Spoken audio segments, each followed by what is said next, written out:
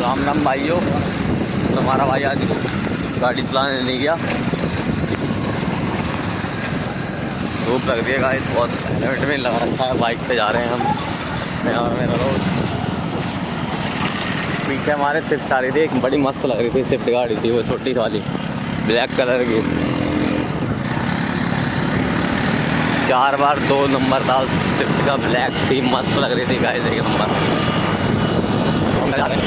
आगे का भी देख लिया आप, पीछे का तो देख ही रहे हैं।